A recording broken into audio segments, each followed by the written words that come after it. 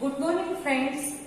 मैं आज अपना साइंस 1 में lesson number 3 chemical reaction and equation का सेकंड पार्ट ले रही हूँ। तो हमने पढ़े थे इसके पहले what is chemical reaction. Chemical reaction the conversion of reactant into product is known as chemical reaction. The conversion of reactant into product is known as chemical reaction. फिर हमने केमिकल रिएक्शन में पढ़ा था physical change and chemical change. Physical change is temporary and chemical change is permanent. ठीक है। The constituents of matter can be change in chemical change and are remain as it is in physical change. Physical properties only can change, and in chemical change, total properties are changes. ये सब हमने पढ़े थे। उसके बाद हमने पढ़े हैं आज हम पढ़ेंगे केमिकल इक्वेशन। अब केमिकल इक्वेशन क्या है? What is meant by chemical equation? The representation of a chemical reaction in a condensed form by using chemical formula is called as chemical equation। जैसे हमने कहा कि hydrogen react with oxygen forming water, ये हमने लिखा है ना। अब हाइड्रोजन के लिए सिंबॉलिक फॉर्म है H2 और ये O2। हम इसके लिए बताएंगे twice H2O। The representation of a chemical reaction in a condensed form by using chemical formulae is known as chemical equation। हमने पहला पढ़े थे chemical reaction. The conversion of reactant into product is known as chemical reaction। Then chemical equation, the representation of chemical reaction in a condensed form by using chemical formula, that is called chemical equation। यहाँ पे एक example है जो मैं यहाँ पे आपको बता रही हूँ कि zinc, the colourless solution of zinc sulphate. अब हम बताएंगे the colourless solution of zinc, colorless solution of zinc sulfate react with zinc dust यानी पाउडर फॉर्मिंग क्या बनाता है? Aqueous solution of zinc sulphate and क्या निकालता है? Copper.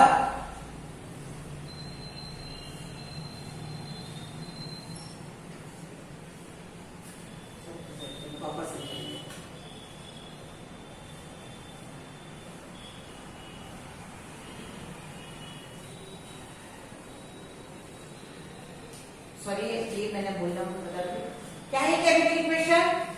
The colourless solution of copper sulphate. अरे जिंक सल्फेट कैसा है? कलरलेस है। ये कैसा है? Colourless. The colourless solution of zinc sulphate is obtained, कैसे बनता है ये? By blue solution, blue coloured solution of copper sulphate adding zinc dust, zinc का डस्ट यानी पाउडर। ये ब्लैक कलर की होती है और इससे बनता है जिंक सल्फेट। हम इसके लिए क्या लिखेंगे? Copper sulphate react with zinc powder forming ZnSO4 and zinc sulphate plus copper. ये ऐसा न लिखते हुए, पूरे सब शब्दों को प्रयोग न करते हुए, उसके कंडेंस फॉर्म में, उसके फार्मूला के फॉर्म में जब हम कोई रिएक्शन लिखते हैं तो उस रिएक्शन को केमिकल इक्वेशन कहा जाता है। तो कॉपर सल्फेट टाइम वेस्ट भी होता है और ये प्रॉपर्टी दिखता नहीं है। तो what is mean by chemical equation?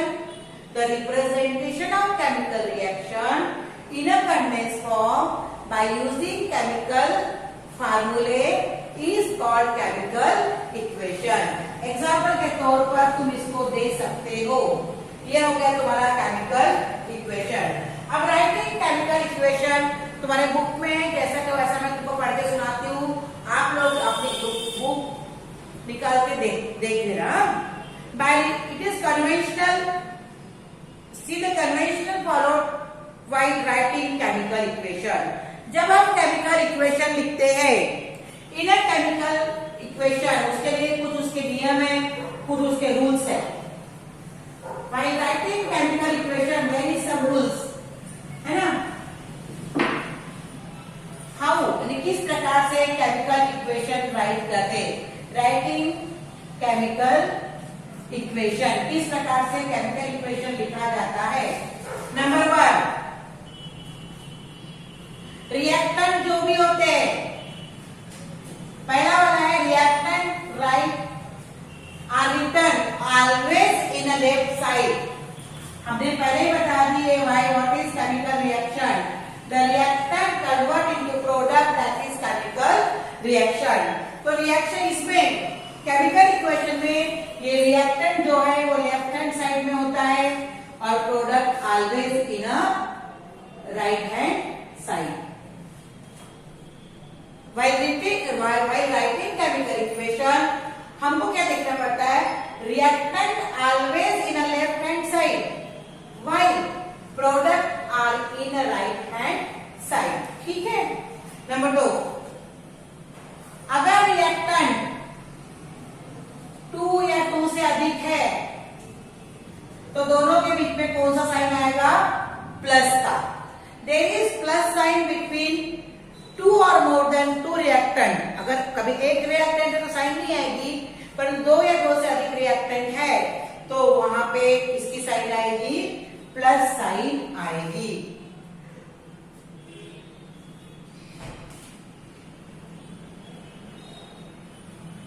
जैसे हमने यहाँ पे बता दिया था, copper sulphate react with zinc forming, तो आया ये plus, forming zinc sulphate and copper. क्या गया प्लस. देयर इज अगर 2 या 2 से अधिक रिएक्टेंट है तो दोनों के बीच में कौन सा साइन आएगा. प्लस का साइन आएगा. To make chemical equation more informative, ज्यादा इंफॉर्मेशन देखनी है, the physical state of reactant are indicated in the equation. अगर अपने को रिएक्टेंट ज्यादा पावरफुल बता रहा है कि वो कैसा है, कौन से फॉर्म में है, तो उसकी फिजिकल स्टेट, जैसे वो सॉलिड है तो हम यहाँ पे सॉलिड लिखेंगे, वो लिक्विड है तो लिक्विड फॉर्म में लिखेंगे, गैसियस है तो गैसियस फॉर्म लिखेंगे. ये कॉपर सल्फेट यहाँ एक्वस फॉर्म में था, मैंने कल ही बताया था, एक्वस फॉर्म में पानी में घोल. तो इस प्रकार से हम उसको इंडिकेट करते हैं कि वो सॉलिड है, लिक्विड है, गैसियस है या एक्वस फॉर्म में है. If the product are in a gaseous form, अगर गैस फॉर्म में प्रोडक्ट है तो इस प्रकार से साइन आती है, अपवर्ड एरो आता है.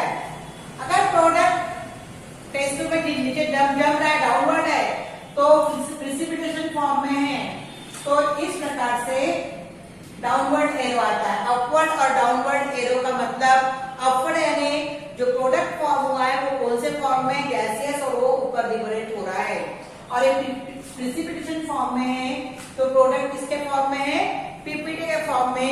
तो एरो क्या डिसाइड दर्शाएगा, डाउनवर्ड दर्शाएगा. प्रोडक्ट डाउनवर्ड दिशा दर्शाएगा. थर्ड पॉइंट में यहाँ पढ़ रही हूँ, आप लोग देख लीजिए. To make the chemical equation more informative, ज्यादा जानकारी हासिल करनी है, the physical state of the reactant are indicated in the equation. If it is gas, अगर गैसियस फॉर्म में है तो G आएगा, अगर वो लिक्विड फॉर्म में है तो L आएगा, और सॉलिड फॉर्म में है तो S आएगा ब्रैकेट में. More if the product is gaseous instead of gas, it can be indicated by arrow. अगर गैस नहीं लिखना है हमको, हम एरो भी दर्शा सकते हैं. अपवर्ड एरो इंडिकेट गैस, है ना, and downward pointing towards the, downward वाला क्या दिखाता है प्रिसिपिटेट फॉर्म। जैसे हमने कुछ कोई चीज बनाई है उसको और यहाँ पे जम गई है तो क्या कहलाएगा PPT and A precipitate form. जो डाउनवर्ड एरो है क्या दिखाता है precipitate form. When reactant and product are in the form of solution in the water, they are said to be aqueous solution. कोई भी रिएक्टेंट जैसे कॉपर सल्फेट हमने यहाँ एग्जांपल दिया था, उसको पानी में डाला है तो वो सॉल्यूशन बन गया। वो सॉल्यूशन कैसा बना एक्वस। एक्वस यानी solution of reactant in water. तो वाटर में कोई केमिकल का सॉल्यूशन बनता है, that solution is known as aqueous solution. Aqua यानी वाटर, समझ में आ गया।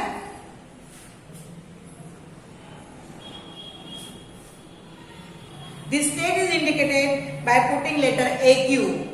Thus, formula between to written aqueous. When heat is to be given from the outside to bring about a reaction, it is indicated by sign. अगर हम यहाँ कुछ बना रहे हैं, कोई प्रोडक्ट है, ये रिएक्टेंट है और ये प्रोडक्ट है, तो यहाँ पे इस रिएक्टेंट को आउटसाइड से हीट मिल रही है तो ये साइन आता है। इस प्रकार से ट्रायंगल का साइन आता है वहां पे। Similarly heat is release. अगर हीट रिलीज होती है रिएक्शन बिटवीन एक्वस, अगर देखो अगर हीट बाहर से दे रहे प्रोडक्ट को, जैसे यहाँ पे ये रिएक्टेंट है, इसको एनर्जी बाहर से मिल रही है तो ये साइन आएगा तो ये प्रोडक्ट बनेगा। अगर हीट बाहर जा रही है, रिलीज हो रही है, तो इसके साथ क्या बनेगा हीट आएगा, ये हट जाएगा। जब रिएक्टेंट आपस में रिएक्ट होते हैं, प्रोडक्ट बनाते हैं, चाहे सिंगल बनाते हैं चाहे डबल बनाते हैं, समझ में आ गया। तो उस समय तो रिएक्टेंट आपस में मिलते तो हीट प्रोड्यूस होती है और वो हीट प्रोड्यूस क्या होती है, बाद में रिलीज होती है। तो इस प्रकार से हीट दिया जाता है। परंतु किसी रिएक्टेंट को हीट की आवश्यकता होती है, उसको हीट को रिएक्टेंट को प्रोडक्ट को में कन्वर्ट करने के लिए हीट की आवश्यकता। फिर से मैं बता दूं आपको कि रिएक्टेंट कन्वर्ट होता है प्रोडक्ट में, या तो हीट एब्जॉर्ब होती है या तो हीट रिलीज होती है। अगर हीट एब्जॉर्ब होगी तो ये साइन आएगा और रिलीज होगी तो प्रोडक्ट के बाद हम हीट लिखेंगे। उसके बाद किसी रिएक्शन को घटित होने के लिए, पूर्ण होने के लिए या तो स्पेसिफिक टेम्परेचर की आवश्यकता होती है, या तो कैटलिस्ट की आवश्यकता होती है, या फिर प्रेशर की आवश्यकता होती है। परंतु क्या होता है, कई बार हम उसको किस प्रकार से लिखेंगे, सपोज A प्लस B ये रिएक्टेंट है, उससे ये बन गया AB प्रोडक्ट बन गया, ठीक है। तो ये इसको घटित होने के लिए टेम्परेचर लगता है, कहीं हीट लगती है ये साइन आता है और हीट यहाँ पे हीट लिखते हैं। परंतु अगर स्पेसिफिक टेम्परेचर लगेगा तो वो यहाँ पे आएगा, अगर कैटलिस्ट है तो वो भी यहाँ पे आएंगे, या नीचे प्रेशर है तो यहाँ पे जाएगा। इस प्रकार से वो आता है कि to convert reactant into product there is specific time. कभी कभी हमको स्पेसिफिक टेम्परेचर की या स्पेसिफिक कैटलिस्ट की या प्रेशर की आवश्यकता होती है। अब इसके बाद जब reactant convert into product, when reactant are convert into product, यहाँ पे एक एग्जांपल है AgNO3। एक तुमको प्रैक्टिकल जैसा दिया हुआ है वो है AgNO3। ये देखो एक AgNO3 ये एक्वस फॉर्म में, मैंने अभी एक्वस बताया था, पर फिर ये सोडियम क्लोराइड ये भी एक्वस फॉर्म में है। इससे बना silver chloride plus sodium nitrate, ये भी सब एक्वस फॉर्म में है ना, ये प्रिसिपिटेशन फॉर्म में है। तो ये रिएक्टेंट है, हाईली रिएक्टेंट, और ये क्या है प्रोडक्ट। दोनों के बीच में ये एरो है तो बैलेंसिंग के लिए इन दोनों के बीच में क्या है पॉजिटिव है, सॉरी प्लस साइड है।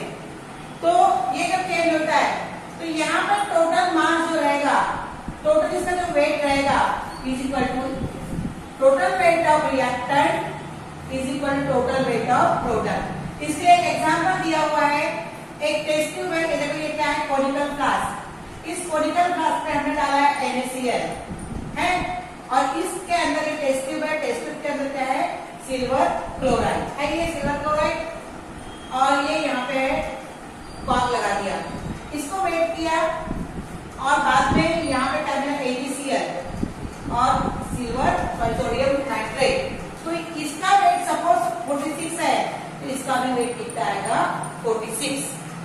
ये तुमको आज मैंने इतना बता दिया कि बैलेंसिंग राइटिंग बैलेंसिंग इक्वेशन हमको कौन से पॉइंट देखना है। कल हम बताएंगे कि इक्वेशन किस प्रकार से बैलेंस किए जाते हैं। ठीक है।